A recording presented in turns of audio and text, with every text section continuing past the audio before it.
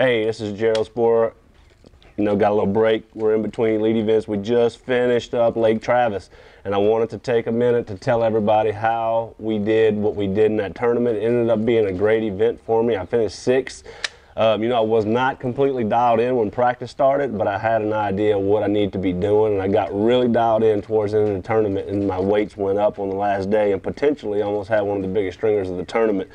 But I want to go over, I really narrowed it down to the best way to attack that lake, and a very unique lake. It's over there around Austin, Texas, very deep and clear lake, and I was catching fish anywhere from 50 feet to 150 feet of water, and to approach fish that are in that situation is very tricky, but there is a way to catch them.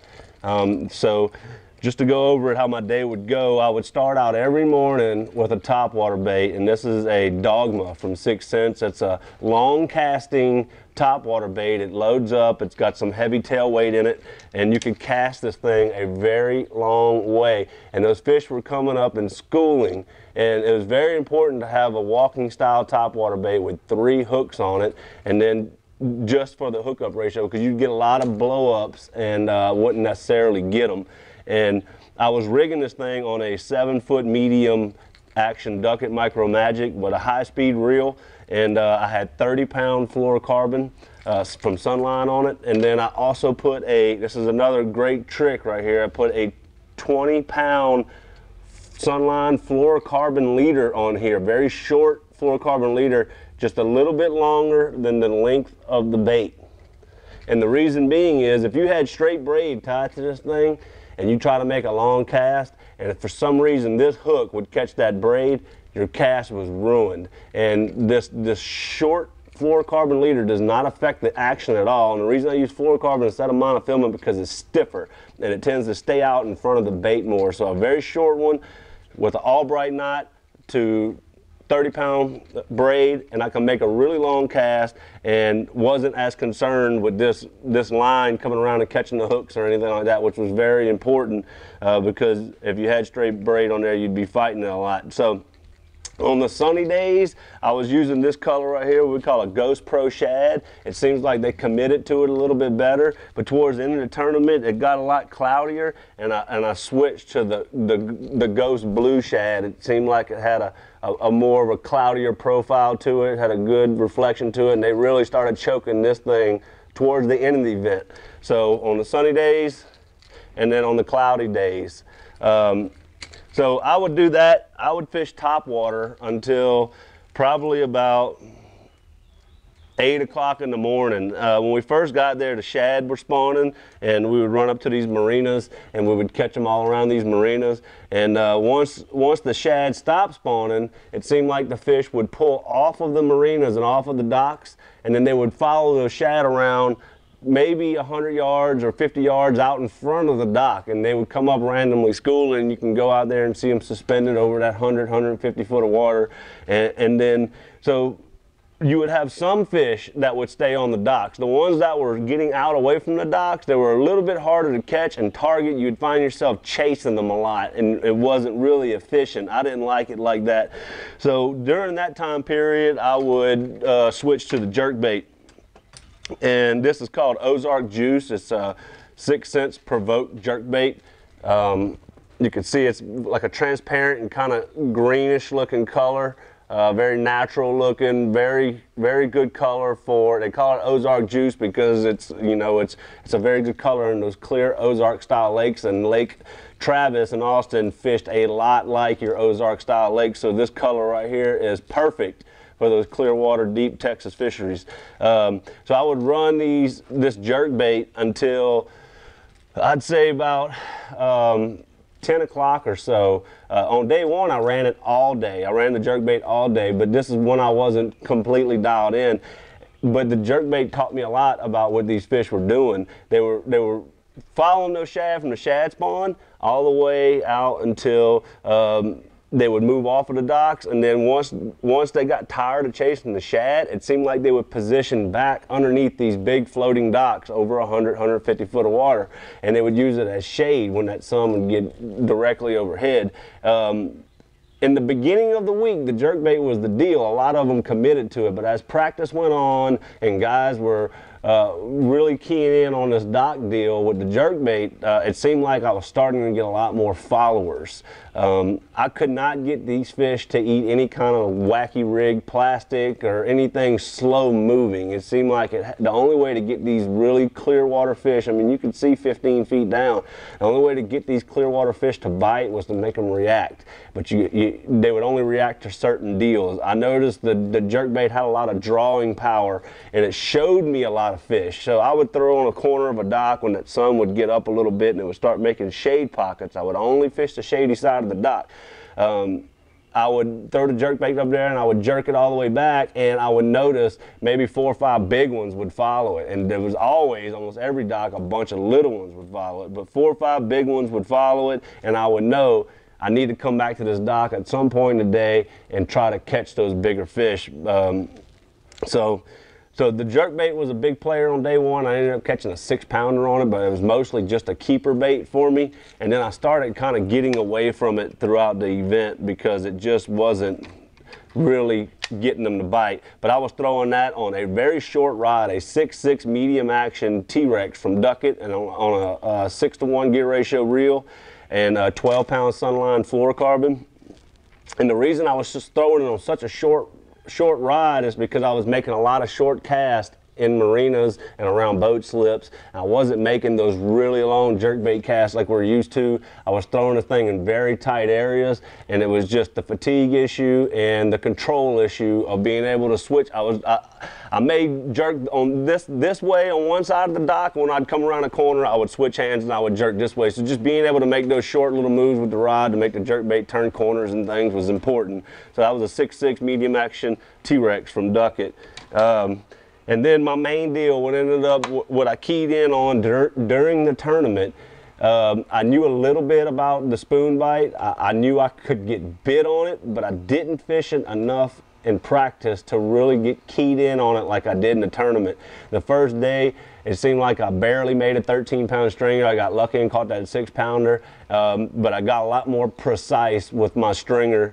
Every day I caught 13 pounds, except for the last day I caught almost 16 pounds. And it's because I started committing more to the spoon, and all my big bites came on the spoon after day one. So the way I started with the spoon was with a 6 cents Mag 150 spoon. This is a fatter spoon, and it flutters a lot more. I have a lot of control with this. You could throw this anywhere. You could throw it in between boats and let it fall, and it's a very easy spoon to fish in short range when you're trying to target specific little tight casts.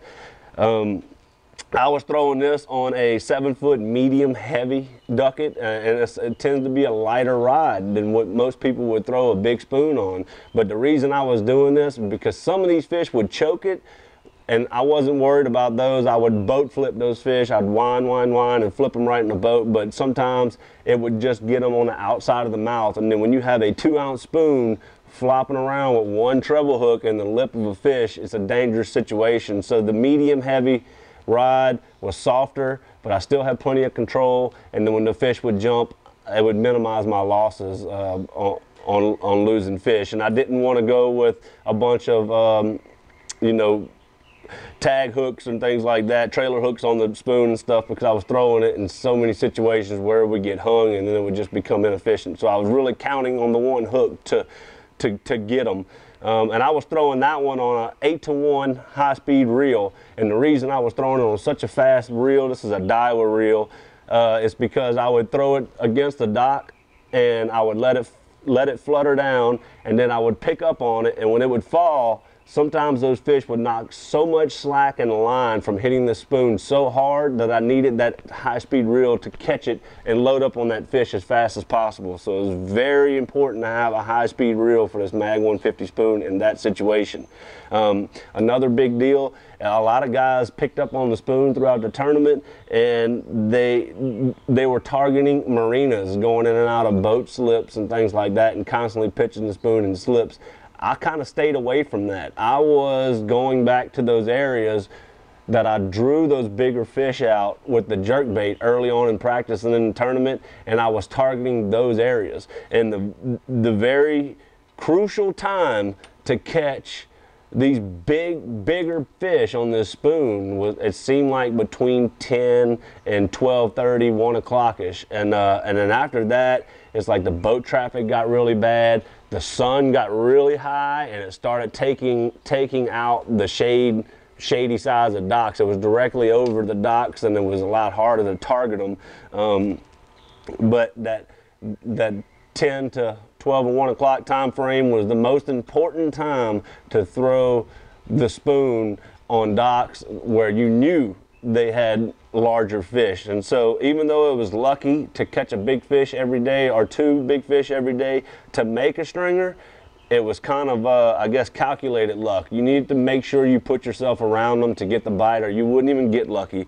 So that was very important. And as I started out my spoon bite with the Mag 150, and then I started graduating as I started getting more confident, and made it all the way to Championship Sunday, and I started really committing to the Mag 170 spoon. And this, I really wish I would have been throwing this the entire tournament. This ended up being the deal. It's a perfect in-between size, and I found out that it falls a little bit faster than the Mag 150. You can see the difference here. The 170 is a little bit heavier. It's a 2.5 ounce spoon, and it falls a lot faster because it's not as wide as the Mag 150. And I noticed I was getting more reaction bites, and then started putting a tail feather on the back of the Mag 170, and it comes like this out of the package. But once I pulled this out, I noticed they were committing more to the feather on the treble hook. So I was getting a lot more hookups, and I started catching bigger fish. I actually caught a 7-pounder on the final day of the tournament, and lost 2 more big ones inside of marinas, you know, that could have made me have a really big stringer. But at one time, actually on Championship Sunday, I actually had 2 4-pounders. If you watched the live weigh-in, you heard me talk about it. I had 2 4-pounders at the same time on a dogma.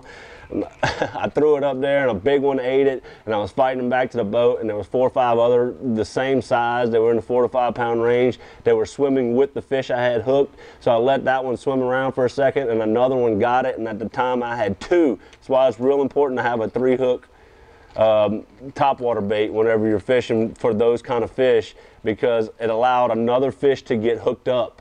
And I don't know if I had a bad spot in my line or something from, because I did hit cables and things like that fishing around these docks, and I think I must have had a bad spot in my line, but something in my head told me to try to boat flip it, and I tried to boat flip 2 big fish, and I ended up breaking my line and losing both of those fish. But it just showed you the power of this dogma. And so that Championship Sunday, if I added everything up, if I wouldn't have lost those big key fish, you know, I didn't really lose any fish all week, but that day I did. I could have had the biggest stringer of the tournament on the dogma and the spoon. And I didn't really throw the jerkbait at all on the final day because I was kind of swinging for the fence. But I was throwing the Mag 150 on 22-pound Sunline shooter.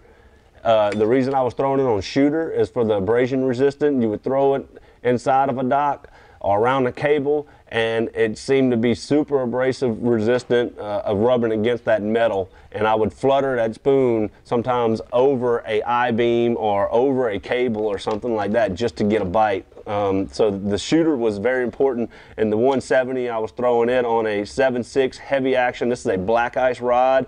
These aren't even available yet, but it's a really light, heavy action 7'6", and I needed the little bit extra rod for this one to handle the heavier spoon, and it loaded up just right.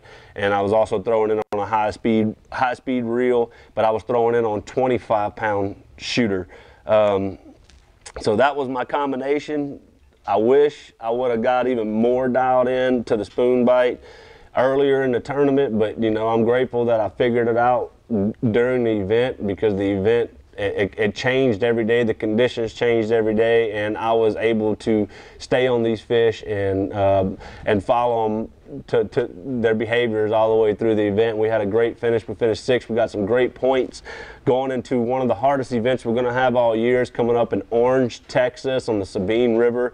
I'm very familiar with this type of fishery, but not with the fishery itself. I understand this is going to be a very tide critical event, and you know, you got to be lucky to do good in this event, and so I was very glad to get some good points in this one going into such a tough one. Kind of eases my mind a little bit. So anyway, that's it. It was totally a 6 cents tournament for me. Everything I had tied on was one of their products, and they all performed beyond my expectations. So go check them out, and I will look to see you at Orange, Texas, and hopefully we'll have a good event where I can give you another great recap. So thanks for following me.